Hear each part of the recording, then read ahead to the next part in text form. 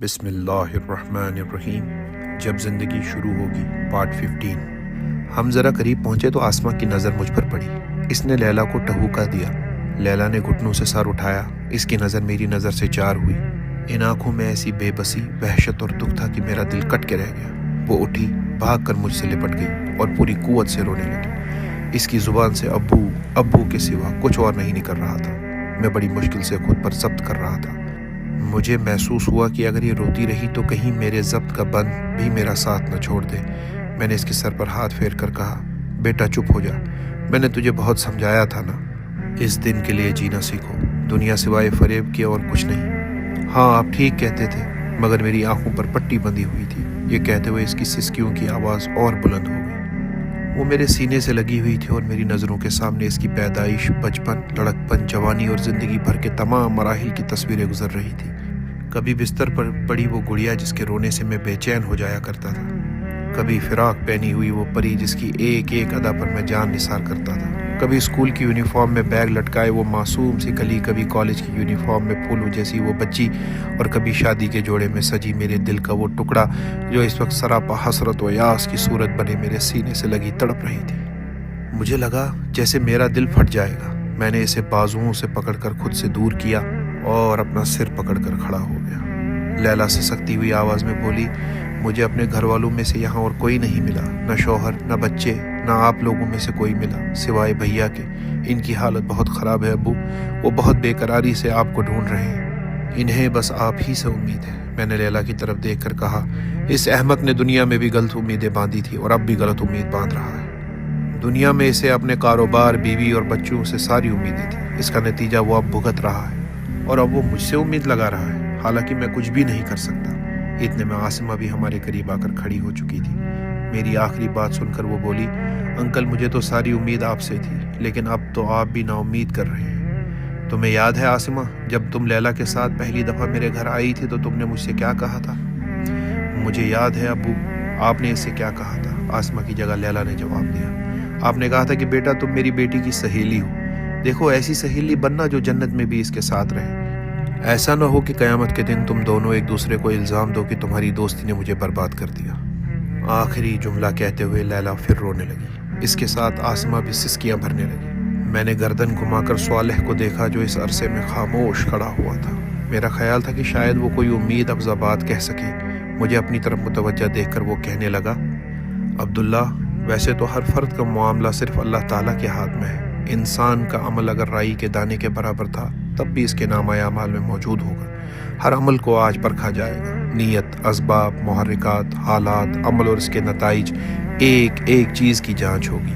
فرشتے، در و دیوار، اعضاء و جوارح، ہر چیز گواہ بن جائیں گی، یہاں تک کہ یہ بالکل متعین ہو جائے کہ ہر اچھا یا برا عمل کس جزا یا سزا کا مستحق ہے۔ نیکی کا بدلہ 10 سے 7 گنا تک، صبر اور نصرت کے دین کے لیے کیے گئے کاموں کا بدلہ بے حد و حساب دیا جائے گا، جبکہ بدی کا بدلہ اتنا ہی ہوگا جتنی بدی کی ہوگی۔ البتہ شرک، قتل، زنا جیسے جرائم اگر نامہ اعمال میں آ گئے تو انسان کو تباہ کر دیں گے، جبکہ مال یتیم خانہ، وراثت کا مال ہڑپ کرنا، تہمت لگانا وغیرہ جرائم اتنے خطرناک ہیں کہ ساری نیکیوں کو کھا کر انسان کو جہنم میں پہنچا سکتے ہیں۔ یہ سزا جزا کے عمومی ضابطے ہیں، ان کی بنیاد پر اللہ تعالیٰ عدل کے ساتھ فیصلہ کریں گے، اور یقین رکھو کہ کسی پر رائی کے دانے کے برابر ظلم نہ ہوگا۔ تمہاری اولاد کے حوالے سے واحد امید افزا بات یہ ہے جو میں تمہیں پہلے بتا چکا ہوں، وہ یہ کہ تمہارے جیسے سابقین کے علاوہ آج کے دن حساب کتاب کے ذریعے سے سچے اہل ایمان کی نجات کا معاملہ جلد یا بدیر ہو جائے گا۔ البتہ تم اپنی اولاد کو مجھ سے بہتر جانتے ہو ان کی نجات کا امکان کتنا ہے۔ مجھے زیادہ پریشانی اپنے بیٹے کی ہے، میں نے جواب دیا۔ اس جواب میں میرے سارے اندازے، امیدیں اور اندیشے جمع تھے۔ میں نے مزید تبصرہ کیا، اسے پیسے کمانے، گاڑی، بنگلہ اور دولت مند بننے کا بہت شوق تھا۔ یہ شوق جسے لگ جائے اسے کبھی بھی برے حال میں پہنچا سکتا ہے۔ اس کے بعد اکثر لوگ حلال و حرام اور اچھے برے کی تمیز کھو بیٹھتے ہیں۔ اگر قصب حرام سے بچ بھی جائیں تو اسراف، غفلت، نمود و نمائش، بخل، تکبر اور حق تلفی جیسی برائیاں انسان کو احتساب الہی کی اس عدالت میں لا کر کھڑا کر دیتے ہیں جہاں نجات بہت مشکل ہوتی ہے۔ میری اس بات کا جواب غیر متوقع طور پر عاصمہ نے دیا۔ یہ ساری باتیں لیلا مجھے بتاتی تھی۔ اس نے آپ کی کچھ کتابیں بھی مجھے پڑھنے کے لیے دی تھی، مگر مجھے اردو پڑھنی نہیں آتی تھی۔ میری بدقسمتی کہ میری ساری زندگی غفلت، دنیا پرستی، فیشن، نمود و نمائش، اسراف اور تکبر میں گزر گئی۔ مجھ پر ہنسی نظر آنے کا خبت سوار تھا۔ میں نے لاکھوں روپے زیور، کپڑوں اور کاسمیٹک میں برباد کر دیے، مگر غریبوں پر کبھی بھی خرچ نہ کر سکی۔ کبھی کیا بھی تو اس کو بہت بڑا احسان سمجھا، حالانکہ اللہ نے ہمیں بہت مال و دولت عطا کیا تھا۔ یہی نہیں، جب مجھے غصہ آتا تو میں بے زریگ سے کمزور لوگوں پر اتارتی تھی۔ بے حیا لباس پہننا میرے نزدیک غربت کی علامت تھی۔ چغلیاں، غیبت، عیب جوئی میرے لیے معمولی بات تھی۔ یہ معمولی باتیں آج اتنا بڑا روگ بن جائیں گی، مجھے معلوم نہیں تھا۔ یہ کہہ کر ایک دفعہ پھر وہ پھوٹ پھوٹ کر رونے لگی۔ لیلا افسردہ لہجے میں بولی، اس کے امی ابو بہت برے حال میں ہم سے ملے، ان کے ساتھ پتہ نہیں کیا ہوگا۔ پھر وہ مجھے دیکھ کر بولی، ابو میرے ساتھ کیا ہوگا؟ یہ کہتے ہوئے اس کی آنکھوں سے آنسو جاری تھے۔ بیٹا انتظار کرو، امید یہ ہے کہ اب زیادہ دیر نہ گزرے گی کہ حساب و کتاب شروع ہو جائے گا۔ اس وقت مجھے اللہ کی رحمت سے امید ہے کہ اتنی سختی اٹھانے کے بعد وہ تمہارے وہ گناہ معاف کر دے گا جو تم نے دنیا میں معمولی سمجھ کر کیے تھے۔ کاش ابو میں آپ کا راستہ اختیار کر لیتی۔ آپ نے مجھے بہت سمجھایا تھا کہ ایمان زبان سے کلمہ پڑھ لینے کا نام نہیں، خدا کی ہستی کو اپنی زندگی بنا لینے کا نام ہے۔ رسمی عبادت خدا کو مطلوب نہیں، اسے قلب کی دینداری چاہیے۔ اسے چند بے روح سجدوں کی ضرورت نہیں، ایک سچا خدا پرست بندہ چاہیے۔ ایمان میری زندگی میں تو تھا، مگر وہ میری شخصیت کا احاطہ نہ کر سکا۔ میں نے آپ کے کہنے سے نمازیں تو پڑھی، مگر خدا کی یاد میری زندگی نہیں بن سکی۔ میں نے روزے تو رکھے، مگر مجھ پہ سچا تقویٰ پیدا نہ ہو سکا۔ زیادہ سے زیادہ مجھے 50 برس وہ سب کرنا پڑتا۔ یہاں تو صدیاں گزر گئی ہیں اس گرمی اور سختی میں پریشان گھومتے گھومتے۔ لیلا کی بات سن کر آسماء نے اس کے کندھے پر ہاتھ رکھ کر سسکتے ہوئے کہا، بہن تم مجھ سے تو بہتر ہو، میں نے تو زندگی میں نماز روزہ کچھ بھی نہیں کیا۔ اخلاقی گناہ، نمود و نمائش، اسراف، تکبر، حق تلفی وغیرہ اس کے علاوہ میرا کیا ہوگا؟ مجھے تو سوائے جہنم کے کوئی انجام نظر نہیں آتا۔ یہ کہہ کر وہ چیخ چیخ کر رونے لگے۔ ان دونوں کی باتوں سے میرا دل کٹ رہا تھا۔ مجھ میں اب مزید ان کے ساتھ رہنے کی ہمت نہیں رہی تھی۔ صالح کو میرے حالات کا اندازہ ہو چکا تھا۔ اس نے ان دونوں سے مخاطب ہو کر کہا، عبداللہ کو اب یہاں سے رخصت ہونا ہوگا۔ آپ دونوں یہاں بیٹھ کر اللہ تعالیٰ کے فیصلے کا انتظار کیجیے، زیادہ دیر نہ گزرے گی کہ حساب و کتاب شروع ہو جائے گا۔ یہ کہہ کر وہ میرا ہاتھ پکڑ کر مجھے آگے لے گیا۔ میں چاہتا تھا کہ جاتے جاتے لیلا کو تسلی دے دوں۔ میں پیچھے مڑا تو یہ دیکھ کر حیران رہ گیا کہ پیچھے کا منظر بدل گیا ہے، ہم کسی اور جگہ کھڑے تھے۔ مجھے ذرا تیزی سے تمہیں وہاں سے ہٹانا پڑا، وگرنہ تمہیں اور دکھ ہوتا۔ کیا تم اپنے بیٹے سے ملنا چاہو گے؟ نہیں، میں مزید کچھ دیکھنے کی تاب نہیں رکھتا، میں نے دو ٹوک جواب دیا۔ میرا دل افسردگی کے گہرے سمندر میں ڈوب چکا تھا۔ میرا بس نہیں چل رہا تھا کہ میں کسی طرح واپس دنیا میں لوٹوں اور لیلا کی اصلاح کو زندگی کا سب سے بڑا مقصد بنا لوں۔ مجھے احساس ہوا کہ اب یہ ممکن نہیں۔ پھر اندیشے کے ہر ایک زہریلے سانپ نے میرے سامنے سر اٹھایا۔ میں نے صالح سے کہا، صالح، کہیں لیلا کے اس حال میں میرا قصور تو نہیں؟ کہیں میں اس کا ذمہ دار تو نہیں؟ نہیں، ایسا نہیں۔ دیکھو، اولاد تو نوح علیہ السلام جیسے پیغمبر کی بھی گرفت میں آئی ہے، مگر ذمہ داری ان کی نہیں تھی۔ انسان کا فریضہ صرف صحیح بات دوسروں تک پہنچانا ہے، قبول کرنے نہ کرنے کا فیصلہ ہمیشہ دوسروں کا ہے۔ تمہاری بیٹی لیلا نے اپنے فیصلے خود کیے، لہٰذا تم اس کی تکلیف کے ذمہ دار نہیں ہو۔ مجھے لگا جیسے مجھ پر سے ایک بوجھ اتر گیا ہے، مگر اگلے ہی لمحے مجھ پر ایک دہشتناک انکشاف ہوا۔ اگر میری بیٹی کی وجہ سے میری پکڑ کی نوبت آئی تو کیا ہوگا؟ یہی کہ میں بغیر کسی ہچکچاہٹ کے اپنی پیاری بیٹی کو جہنم میں جھونک کر اپنی جان بچانا پسند کروں گا، کیونکہ آج کے دن کا عذاب اتنا شدید ہے کہ سارے رشتے اور تعلقات اس کے آگے ہیچ ہیں۔ میدان حشر کا ماحول انتہائی سخت اور تکلیف دہ تھا۔ ایک طرف ماحول اور حالات کی سختی تھی تو دوسری طرف لوگوں کو یہ اندیشہ کھائے جا رہا تھا کہ آگے کیا ہوگا۔ مایوسی اور پریشانی کے علاوہ لوگوں میں شدید غصہ بھی تھا۔ یہ غصہ اپنی ذات پر بھی تھا اور اپنے لیڈروں اور گمراہ کرنے والے رہنماؤں پر بھی تھا۔ چنانچہ جو لیڈر اپنے پیروکاروں کے ہاتھ آ جاتا وہ بے ذریعے اس کی پٹائی شروع کر دیتا۔ یہ گویا عذاب سے قبل ایک نوعیت کا عذاب تھا۔ ایسے تماشے اس وقت میدان حشر میں جگہ جگہ ہو رہے تھے۔ پیروکار اپنے لیڈروں کو، اساگرین اپنے اکابرین کو، عقیدت مند اپنے علماء کو اور درویشوں کو بے دردی سے پیٹ رہے تھے اور اپنا غصہ نکال رہے تھے۔ مگر اب کیا فائدہ؟ البتہ اس طرح پریشان اور افسردہ حال لوگوں کو ایک طرح کا تماشا دیکھنے کو ضرور مل رہا تھا۔ ہم اس طرح کے تماشے دیکھتے ہوئے آگے بڑھ رہے تھے۔ راستے میں نے صالح سے کہا، میں تو یہ سوچ کر پریشان ہوں کہ دنیا میں کچھ دیر کی لوڈ شیڈنگ اور گرمی سے ہماری حالت انتہائی ابتر ہو جاتی تھی۔ یہاں تو اتنا طویل عرصہ ہو چکا ہے مگر لوگوں کو اس مصیبت سے نجات نہیں مل رہی۔ تمہارے ساتھ کی وجہ سے مجھے تو یہاں کے مصائب و شدائد بالکل محسوس نہیں ہو رہے، مگر جو لوگ یہاں ان کے ساتھ تو واقع بہت برا معاملہ ہو رہا ہے۔ اپنے الفاظ کی تصحیح کر لو، برا نہیں ہو رہا، عدل ہو رہا ہے۔ ہاں، معاملہ بلا شبہ شدید ہے، اور اسی وجہ سے سارے مخلوقات نے اختیار و اقتدار کے اس بار امانت کو اٹھانے اور سزا اور جزا کے اس کڑے امتحان میں کھڑے ہونے سے انکار کر دیا تھا۔ میری سمجھ میں نہیں آتا کہ عام لوگوں کے ساتھ اتنی مشکل ہے تو جن نے سارے انسانوں کی طرف سے اقتدار اور اختیار کا بار اٹھایا ان کے ساتھ کیا ہوگا۔ اس بات سے میرا اشارہ ظالم حکمرانوں اور بد دیانت اہلکاروں کی طرف تھا۔ دیکھنا چاہتے ہو ان کے ساتھ کیا ہو رہا ہے؟ میں نے اس بات میں گردن ہلا دی۔ صالح ایک سمت بڑھتے ہوئے بولا، ابھی تک ہم صرف اس علاقے میں گھوم رہے تھے جہاں وہ لوگ تھے جن کا حساب و کتاب ہونا ہے۔ جس طرف سابقین کا معاملہ ہے وہ عرش کے نیچے خدا کے انعامات میں کھڑے ہیں، اور ان کا حساب و کتاب نہیں ہونا، صرف رسمی طور پر ان کی کامیابی کا اعلان ہونا ہے۔ اسی طرح کچھ بدبخت ہیں جن کی بدعمالیوں کی بنا پر ان کی جہنم کا فیصلہ پہلے ہی ہو چکا ہے۔ ہم انہی کی سمت چل رہے ہیں۔ ہم جیسے جیسے آگے بڑھ رہے تھے گرمی کی حدت اور شدت بہت تیزی سے بڑھی جا رہی تھی۔ مجھے اس کا اندازہ اس بڑھتے ہوئے پسینے سے ہوا جو لوگوں کے جسم سے بہہ رہا تھا۔ لوگوں کے جسموں سے پسینہ قطروں کی صورت میں نہیں بلکہ دھار کی شکل میں بہہ رہا تھا، مگر زمین میں اتنی گرمی تھی کہ یہ پسینہ تپتی زمین پر گرتے ہی اس میں جذب ہو جاتا۔ پیاس کے مارے لوگوں کے ہونٹ باہر نکل رہے تھے اور وہ کسی تونس زدہ اور پیاسے اونٹ کی طرح ہانپ رہے تھے۔ ان کے چہروں پر پریشانی سے کہیں زیادہ خوف کے سائے تھے۔ یہ خوف کس چیز کا تھا یہ بھی تھوڑی دیر میں معلوم ہو گیا۔ اچانک لوگوں کے درمیان ایک عجیب ہلچل مچ گئی۔ لوگ ادھر ادھر بھاگنے لگے۔ مجمع چھٹا تو دیکھا کہ ایک آدمی کے پیچھے دو فرشتے دوڑ رہے ہیں۔ یہ ویسے ہی فرشتے تھے جیسے عرش کے سائے کی طرف جاتے ہوئے ہمیں نظر آئے تھے۔ ایک کے ہاتھ میں آگ کا کوڑا تھا اور دوسرے کے ہاتھ میں ایسا کوڑا جس میں کیلیں نکلی ہوئی تھی۔ وہ آدمی ان سے بچنے کے لیے سر توڑ کوشش کر رہا تھا، مگر فرشتے اس کا پیچھا نہیں چھوڑ رہے تھے۔ صاف نظر آ رہا تھا کہ فرشتے جان بوجھ کر اسے تھکا رہے ہیں۔ وہ اس کے قریب پہنچ کر اسے کوڑا مارتے اور کہتے جاتے، اے حکمراں اٹھ اور اپنی مملکت میں چل۔ کوڑا پڑتے ہی وہ شخص چیختا، چلاتا، گرتا پڑتا بھاگنے لگتا۔ پھر وہ فرشتے اس کے پیچھے دوڑنے لگتے۔ مجھے ان موصوف کا تعارف حاصل کرنے کے لیے زیادہ انتظار نہیں کرنا پڑا۔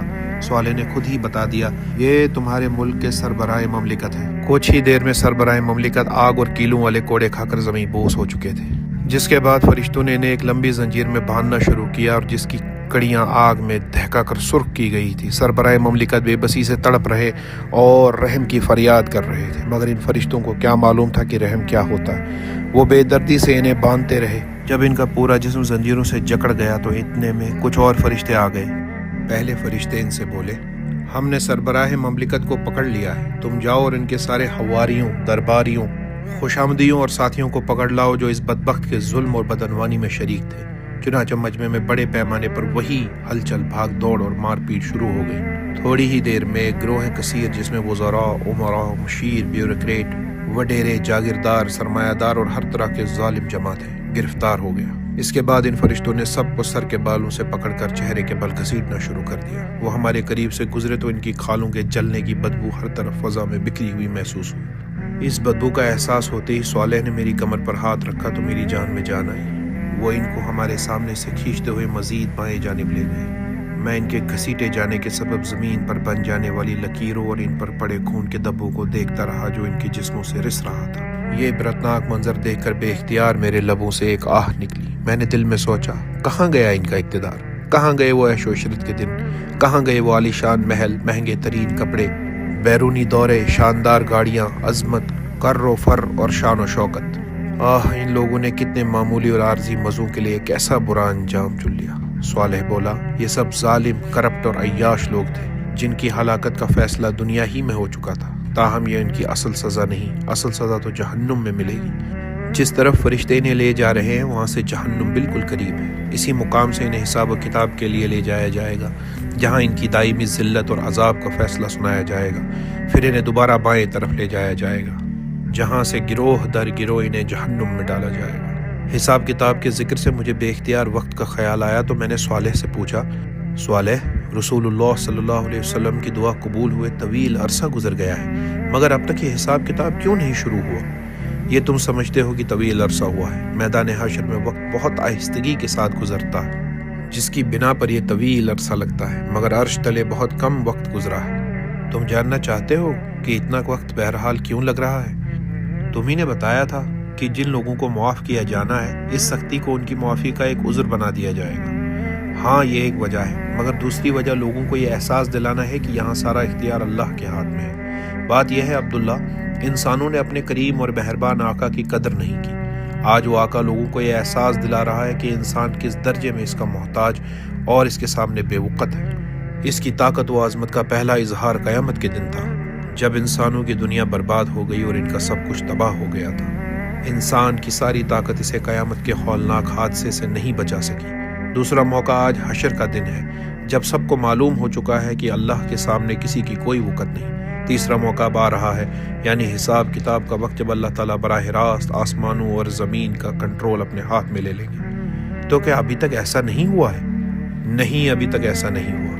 ابھی تک نظام کائنات بظاہر فرشتے چلا رہے ہیں اور اللہ تعالیٰ صرف ان کو احکامات دے رہے ہیں۔ تھوڑی ہی دیر میں وہ سارے معاملات براہ راست خود سنبھال لیں گے، تاکہ جنوں، انسانوں اور فرشتوں سمیت ہر مخلوق جان لے کہ سارے اختیار اللہ کے اقتدار میں۔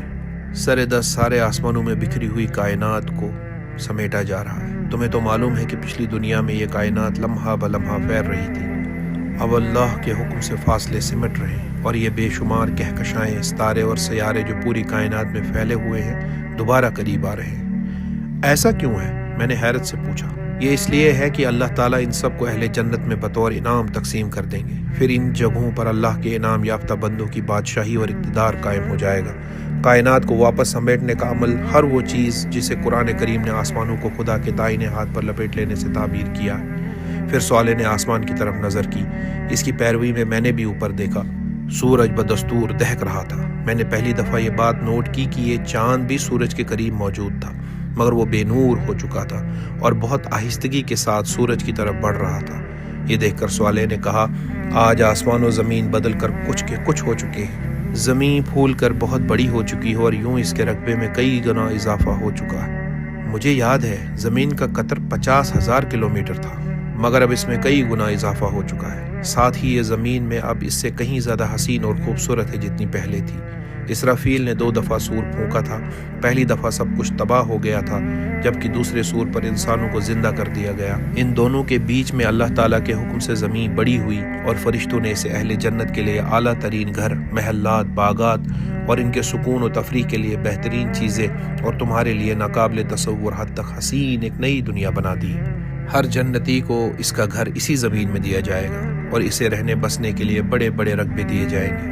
زمین کے وسط میں دہکتے ہوئے آتش فشاؤں اور کھولتے پانی کے چشموں کے درمیان میں اہل جہنم کا ٹھکانہ ہوگا۔ میں نے اس کی بات کا خلاصہ کرتے ہوئے کہا، تم نے جو کچھ کہا ہے قرآن کریم کے بیانات سے مجھے اس کا پہلے ہی اندازہ تھا۔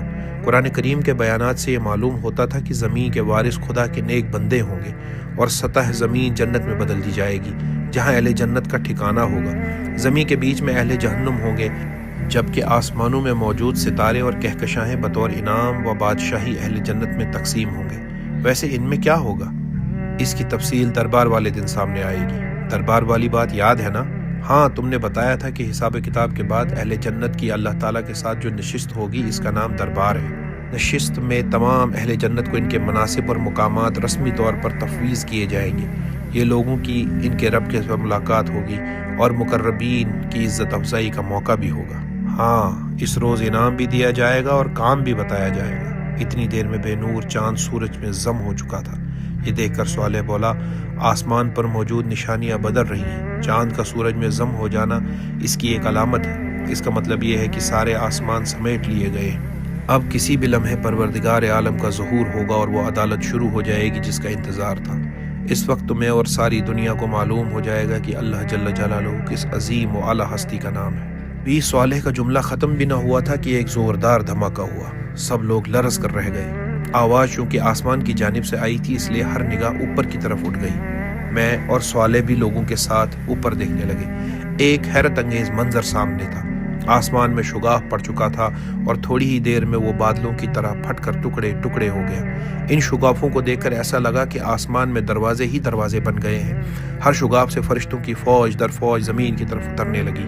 ان کی تعداد اتنی زیادہ تھی کہ کسی قسم کی گنتی اور اندازہ محال تھا۔ فرشتوں کے مختلف گروہ تھے اور ہر گروہ کا انداز اور لباس بالکل مختلف تھا۔ وہ فرشتے میدان حشر کے وسط میں ایک جگہ پر اترنے لگے۔ انہوں نے درمیان میں موجود ایک بڑی اور بلند خالی جگہ کو اپنے گھیرے میں لے لیا۔